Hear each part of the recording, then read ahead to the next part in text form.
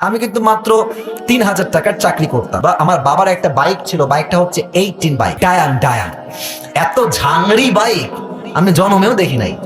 Start দিয়ে এখান থেকে যাই 1 কিলো গিয়ে আবার বন্ধ হয়ে যায়, ওখানে গিয়ে আবার এমনে ঝুকাই, তেল আছে তাও চলে না, তবুও কোন মতে ঠেলে ঠুলে চালাইছি কয়েক মাস যাব। আচ্ছা, একটা পর্যায়ে গিয়ে এমন একটা অবস্থা হলো আমার পকেটের, যে তেল যে ভরবো বাইকে ওই টাকা আমার পকেটে নাই। তা আব্বাকে বললাম, আব্বা मैं माफी भी मांगता हूँ, দোয়া भी मांगता हूँ, আমার দ্বারা এই বাইক আর চলবে না, তোমার বাইক তুমিই রাখো। তা আব্বা বললো, কি করবো বাইকটা, আমার পায়ে তো ব্যথা, আমি তো হার্টের রোগী, এটা কি সেল করে দিব? বললাম, বিক্রি করে দাও, আমি এটা বিক্রি করে সাইকেল কিনবো, সাইকেলের চাইতে ভালো হবে আমার জন্য।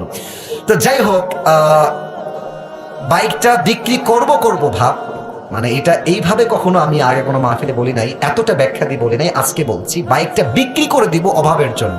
বাট বিশ্বাস করেন সেই সময়টা প্রতিদিন তাহাজ্জুদ পড়তাম, প্রতিদিন আল্লাহকে বলতাম যে আল্লাহ তুমি আমাকে কবুল করো, আমার চেষ্টা কবুল করো।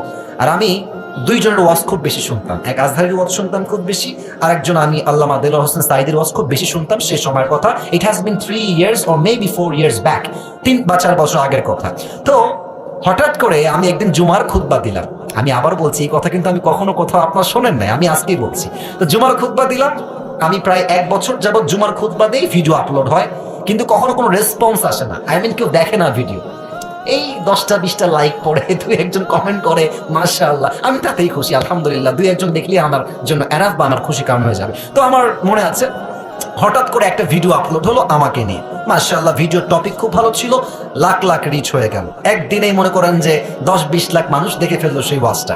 পরে মিডিয়ার থেকে আমাকে কল দেওয়া হলো যে আপনি জুমা পড়ান কোথায়, আমরা আপনার ভিডিও রেকর্ড করব। তো অনেক বড় একটা মিডিয়া আমাকে বললো যে আপনার ভিডিও একটা আপলোড দিব, আপনি ইনশাআল্লাহ অনেক দূর যাবেন, আপনার জন্য অনেক বেশি কাজ আসবে, আপনি কাজ করতে পারবেন আপনার দাওয়াতি ফিল্ডে।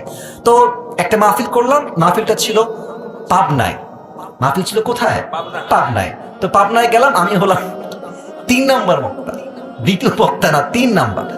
তো আমাকে যখন ওয়াজে দেওয়া হলো, দ্বিতীয় বক্তা খুবই রাগ, আমার টাইমটা তাকে কেন দেওয়া হচ্ছে, ওকে তো দিয়ে কাজ হবে না, ওকে নামান, একে দিয়ে কাজ হবে না, এটা 3 বছর আগের কথা, বেশি না, 3 বা 4 বছর আগের কথা। তো আমি ওয়াজ শুরু করলাম, কি বলবো, নিজের কথা বলছি না, বা এটা আল্লাহর রহমত বলছি বলতে পারেন। আমি আধা ঘন্টা ওয়াজ করেছি, প্রত্যেকটা যুবক, আমি নেমে গেছি, ওরা উঠে গেছে, মানে এই হুজুরকে আমরা ছাড়বো না, নেমে গেলাম, সেটা আপলোড হলো ইউটিউবে। হঠাৎ করে একদিন আমার বাসা ছিল রাজশাহীতে, রাজশাহীর আমাদের মেইন শহরে বাসা, আমার আব্বা জুমার খতিব এবং আমার আব্বা একটা মাদ্রাসার প্রিন্সিপাল। তো আমি বাইপাস দিয়ে যাচ্ছি বাইক নিয়ে, ভাই আমার কাছে কিছুই নাই, বিশ্বাস করে না আছে টাকা, আর আমার 2টা সাদা পাঞ্জাবি ছিল, আর আমি যেই জুমার খুতবা দিতাম, জুব্বা যে পরবো, জুব্বাও ছিল না ভালো, আমার বন্ধু থেকে জুব্বা ধার নিয়ে আসতাম, যে বন্ধু দে, জুব্বাটা পরে মাহফিল করব বা একটু দোয়া করব, এই ওয়াজ হবে, আবার তোকে জুব্বা দিয়ে যাব।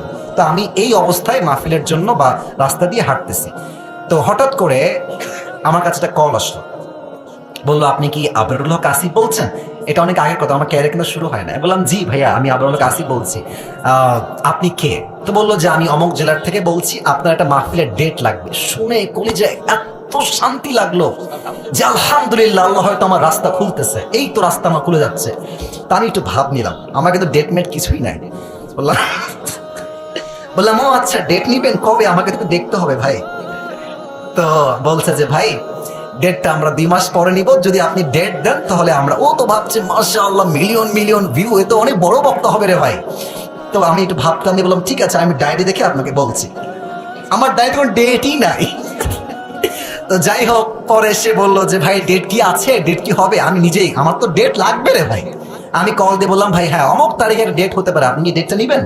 তো বলছে অবশ্যই নিব। তো বলছে যে ভাই আপনার হাদিয়া কত? আমি তো জীবনে হাদিয়াই নেই না, হাদিয়া কত বলবো। এখন বলছি যে ভাইয়া হাদিয়া আসলে বলা যাবে না, আপনি বলেন যে আপনি আমাকে কত দিবেন। তো আমার বেতন কিন্তু ভাই মাত্র 3,000 টাকা, এবং 3,000 টাকা এত কম আমার জন্য, বাইকের তেল ভরতে আমার 3,000 টাকা শেষ হয়ে যায়, খাবো কি আর পরবো কি। তো আমার ভাই বলছে যে আপনি একটু বললে আমার জন্য খুব ভালো হয়। আমি বললাম যে আপনাদের গত বছরে কে আসছিল? বলছে আমাকে একজন বক্তা আসলো। কয় টাকা দিয়েছেন? বলছে 20,000 টাকা দিয়েছি। মনে বলছি 20,000 টাকা, আর ওকে বলছি ভাই এটা কোনো টাকা হইলো? আচ্ছা যাই হোক, অনেক কথাবার্তা বলে সে বললো ঠিক আছে, আপনাকে আমরা 25,000 টাকা দিব, গাড়ি ভাড়া সবকিছু মিলিয়ে, খাওয়া দাওয়া মিলিয়ে, থাকা সহ 25,000 টাকা আমি আপনাকে দিব। তো বললাম দিব বললেই তো হবে না ভাইজান, আপনাকে তাকে অ্যাডভান্স করতে হবে না, আমি প্রোগ্রামটা কনফার্ম মনে করবো কেমন করে। তো বলছে ঠিক আছে ভাই, আপনি আপনার নাম্বারটা আমাকে দেন, আমি আপনাকে 5,000 টাকা অ্যাডভান্স করছি। আমি বললাম ইয়ার ইয়ে তো মেরি রাস্তা খুল গিয়া মাশাআল্লাহ। তো বলছে ঠিক আছে আমি আপনাকে দিচ্ছি, নাম্বারটা আমাকে পাঠান। তো নাম্বার দিলাম, 3 দিন কোনো খবর নাই।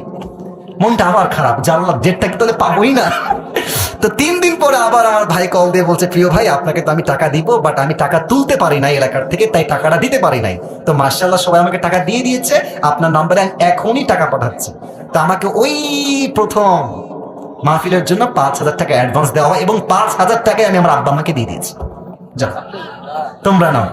বিশ্বাস করেন ওই যে আমার জার্নি শুরু হলো, আল্লাহু আকবার, কি বলবো। এখন এমন একটা দিন নাই যেই দিন শত শত কল আসে না, আসিফ হুজুরকে লাগবে আপনারা কি, আমাকে বলে 3 লাখ নিবেন, 2 লাখ নিবেন, 1.5 লাখ নিবেন, কত খালি বলেন না আপনাকে আমরা চাই।